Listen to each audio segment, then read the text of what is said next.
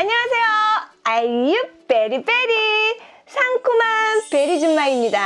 여러분, 오늘 베리줌마가 무엇을 가지고 왔느냐? 체내형 생리대 중에 하나인 탐폰이 어떻게 작용하는지를 알아보도록 하겠습니다. 그래서 탐폰이 체내에 들어가서 어떤 식으로 우리의 생리를 받아들이는지를 보여드리도록 할게요. 자, 요거는 어떻게 되죠? 질 속에 넣는 체내형 삽입형 생리대라고 했고요. 질 안에다가 넣는다고 했었고요. 그리고 난 다음에 우리가 요 있는 이 튜브를 안으로 이렇게 기둥을 밀어서 이렇게 우리가 탐폰을 착용을 한다 그랬죠? 탐폰은 이렇게 되어 있습니다. 그러면 이제 여기에서 어떻게 될까요? 우리가 말하는 이런 생리 자궁벽이라고 하는 요 부분들이 이제 헐어서 어떻게 될까요? 안으로 쭉쭉쭉 빠지게 되면 생리가 이제 여기에 닿이게 돼요. 그러면서 이제 어떻게 되느냐? 얘가 생리를 흡수하게 되면서 얘네가 이렇게 버섯 모양으로 퍼지게 되죠. 그리고 나면 여기서 이제 어느 정도 생리를 흡수했다. 너무 많이 흡수를 해버리면 역시 새어버리기 때문에 어느 정도 그냥 시간적으로 이때쯤 갈 때가 됐다라는 느낌이 든다라면 그때는 이제 가서 어떻게 돼요? 이렇게 자연스럽게 빼주면 실질적으로 여기가 물을 먹은 이렇게 물을 먹은 탐폰으로 변해 있을 것입니다. 그래서 우리는 탐폰은 다른 게 없어요. 이렇게 체내용으로 넣었을 때 흘러내려오는 생리를 얘네들이 받았기 때문에 체내형 생리대라고 이야기를 하는 것입니다. 여러분, 생리컵이 왔습니다.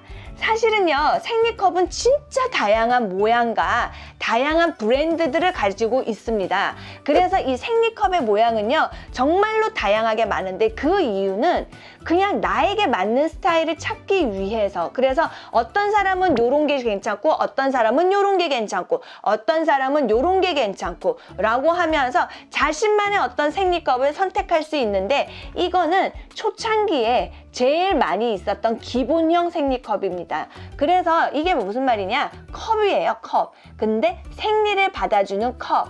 자, 이것도 역시 체내형 생리대라서 이거를 질 안에다가 끼웁니다. 생리컵은 역시 질에다 끼워야 되지만 이렇게 보다시피 면적이 되게 넓거든요. 그래서 이게 질 안에 이렇게 그대로 끼워지지가 않아요.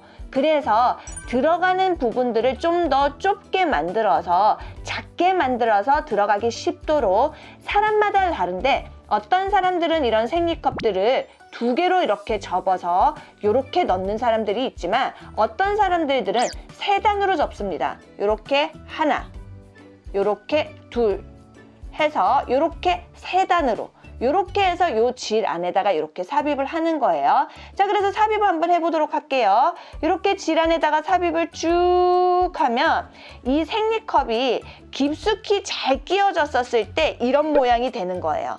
그래서 어떻게 될까요? 이렇게 받치고 있으면 실제로 생리가 여기에서 뚜둑뚜둑 떨어질 때 이 안에 생리컵 안에 담긴다라는 거죠. 그래서 이 아이가 이렇게 되어 있다가, 자, 이거를 빼야 돼.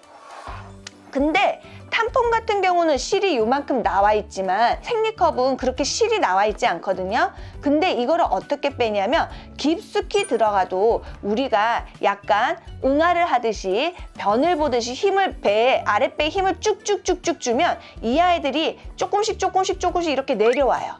이렇게 내려오면서 어떻게 되느냐? 요 끝이 손에 잡힌다라는 거죠. 그러면 이거를 그냥 이렇게 빼버리면 아파.